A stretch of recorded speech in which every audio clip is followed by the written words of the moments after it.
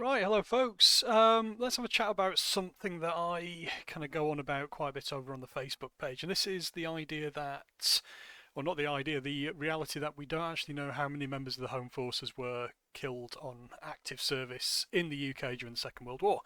Um, so, as always, I bang on about the Home Guard, but one of the key things with the Home Guard is we know exactly how many were killed. I think the figure was 1,206 throughout the Second World War. But when it comes to the Home Forces, which, as you hear me banging on about all the time, the Home Forces being the primary means of defending the UK during the Second World War, which would have comprised around September 1940 of in the region of 1.8 million professional soldiers of various units from the regular and territorial army through to the Commonwealth and Free Forces that were deployed across the UK. And in kind of contrast with the Home Guard, we have no idea how many um, how many soldiers of the regular and territorial army and the Free and Commonwealth forces were killed while deployed in the UK. And obviously, one of the main reasons is because very few people have bothered to even look at the key units of the Home Forces. But also, as well, there's a certain aspect of obviously there's the mythology where it's often seen that after the um, fall of France and Operation Dynamo, Dunkirk, and all that, that the troops were pulled out of France and then went off and had a holiday, or in some, let's say, seen some people say that the soldiers went home, despite being a professional army and been the primary means of defending the UK. But I think that has in itself has had a key impact on memorialisation and one of the reasons why we don't know how many soldiers were killed while deployed in the UK. And I think this also ties in with this idea that, or this belief that deployment of troops in the UK to defend the UK was not seen as frontline service or active service. And I have seen mentions in the war diaries of active service in the UK, and unfortunately I couldn't find one at the minute. But I thought this one I could find this mention here. So this is the 52nd Division division's outline of the Julius Caesar plan. So the 52nd Lowland Division were deployed to defend inland areas of Norfolk and parts of Suffolk as well in Cambridgeshire, after they were pulled out of the fighting in France in I think June 1940. And this, as soon as as soon as they got back to the UK, they were deployed on active service instantly. And you can quite clearly see here that the 52nd Division is now at 24 hours' notice to resist hostile landing or other action against this country, and that clearly shows that this was considered active service. I will try and pick out some examples where the term active service is used, but I've got well over 10,000 individual pages of information that I'd have to trawl through to find that. But I thought this clearly outlines that how serious the situation, the deployment of, in this case, a territorial army unit was seen. But this was the case across the country in terms of how this how the invasion threat was perceived and how this deployment of troops in the UK, probably the biggest deployment of troops ever to defend the UK, at any point in history.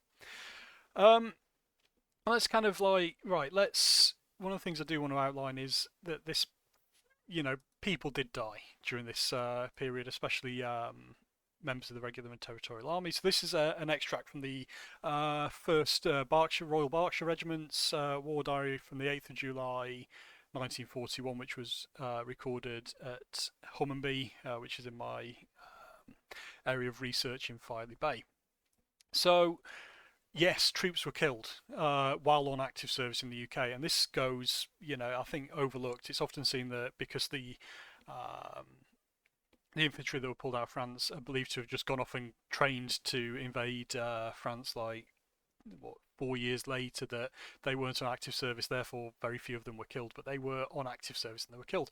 And this is the case of an enemy bomber that flew over Hummonby at 22:05, so 10 at night. And an enemy bomber appeared from the south, picked up by searchlights, but lost in clouds. Plane passed over Reeting Gap and unloaded 4 bombs. One bomb hit a garden of small house and wrecked the house.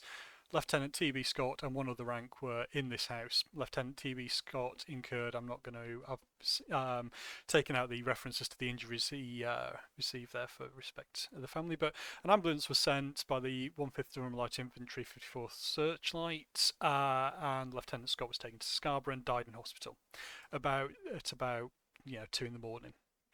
The other rank was progressing well, but this again clearly highlights that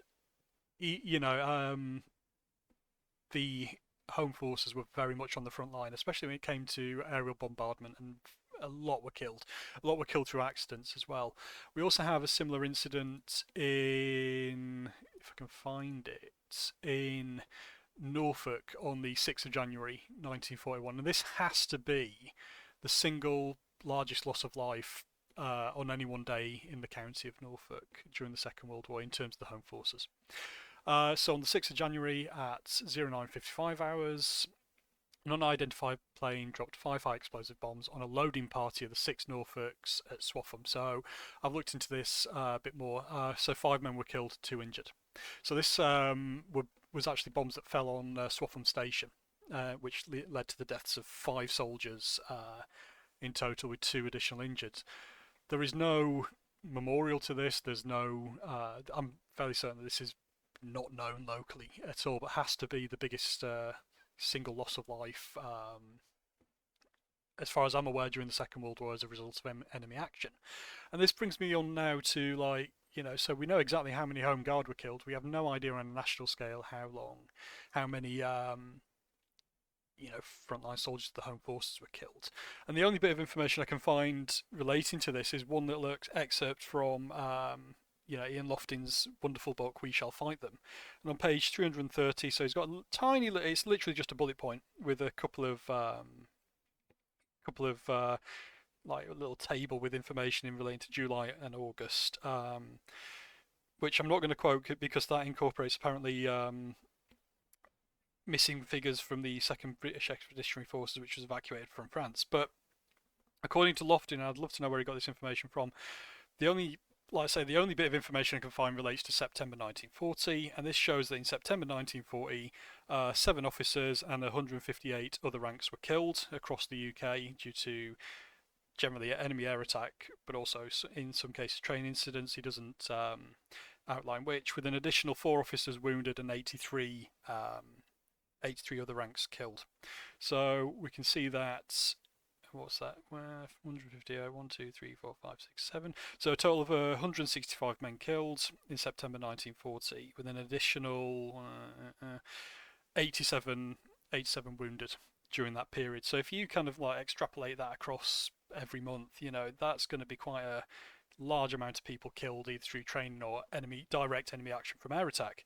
But like I say, still to this day, we do not know how many were killed, and I think this is it's terrible, really, isn't it, that we don't know, because of the lack of research and the lack of focus on the frontline forces. We don't know how many were actually killed in the UK during the Second World War, and it kind of flies in the face of this whole thing of lest we forget, when we've already forgotten and no one's bothered to look at how many professional soldiers were killed. In many cases, these would be soldiers that survived the fighting in France and were pulled out of fighting in France only to have a bomb dropped on them by the Luftwaffe, or died through accidents such as stepping on landmines, or accidents during training. But I do think it's absolutely deplorable that we do not know how many home forces were killed throughout the Second World War, on what was the largest deployment, or has to be the largest deployment of troops defending the UK ever in history. Obviously, at a local level, in terms of Filey and East Yorkshire and Norfolk, I'm tabulating data and recording. When I come across the mentions of casualties, those killed. And I'm publishing that information over on my website every so often when I update it, but there's literally no national set of data that we can call upon to work out and show how many soldiers were killed during the Second World War in the UK outside of the Home Guard. And there's generally no memorials at a local level. I found one memorial in Thetford to the 18th Infantry Division, which was deployed in Norfolk from the outbreak of war up until December 1941, before it was sent, and then it went off to the Far East, where the entire division was captured.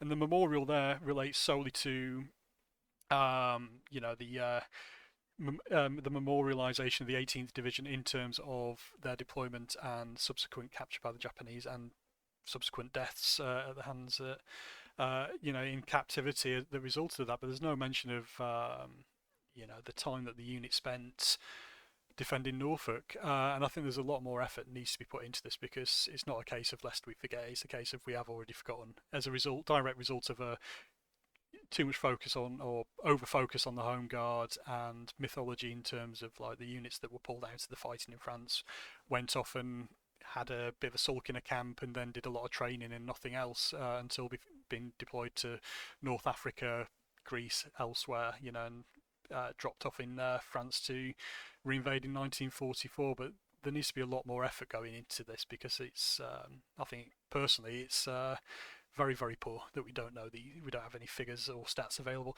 Anyway, that's my little video for this week. Obviously, I'm still on with all the other stuff.